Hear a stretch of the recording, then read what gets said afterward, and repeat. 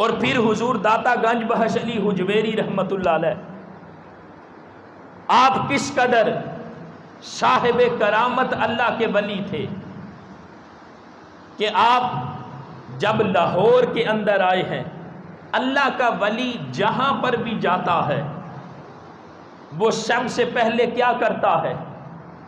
وہاں پر مسجد کو تعمیر کرتا ہے۔ اللہ کا ولی جہاں پر بھی جا کے ڈیرا لگاتا ہے وہ سب سے پہلے مسجد تعمیر کرتا ہے، اس لیے کہ جو مسجد ہے وہ اسلامی معاشرت کی بنیاد ہوتی ہے۔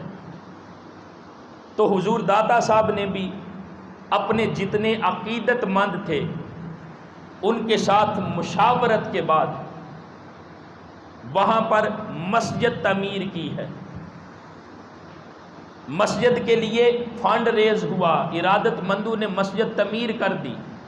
جب مسجد تعمیر ہوئی تو ارد گرد کے علاقوں سے جب لوگ آئے تو وہ کہنے لگے مسجد تو بن گئی ہے لیکن اس کا جو روح ہے، ڈائریکشن جو ہے، اس کی ڈائمینشن، اس کی جہت اور سمت قبلہ کی جانب درست نہیں ہے۔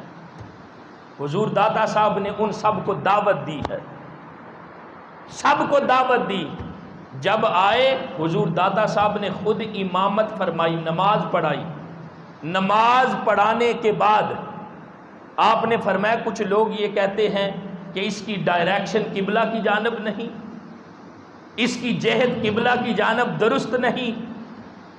جب اتنی بات کی آپ فرمانے لگے ذرا غور سے تو دیکھو اس کی سمت کس طرف ہے۔ جب سب نگاہ اٹھا کے دیکھتے ہیں تو سامنے اللہ کا گھر قبلہ نظر آتا ہے۔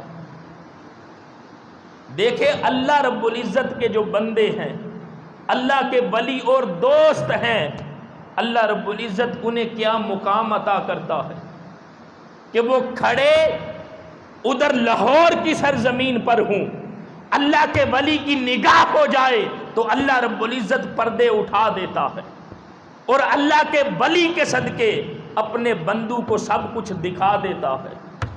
اور حضور داتا صاحب کی یہ کرامت لاہور میں اور لاہور کے ارد گرد ہر طرف جنگل کی آگ کی طرح پھیل گئی تھی کہ یہ جو اللہ کا فقیر، اللہ کا دوست لاہور کی سرزمین پر آیا ہے، انہوں نے اپنی مسجد جو تعمیر کی ہے، لوگوں نے اعتراض کیا، اس اللہ کے بندے نے وہاں پر کھڑے ہو کر لوگوں کو جو قبلہ کی سمت ہے وہ دکھا دی ہے۔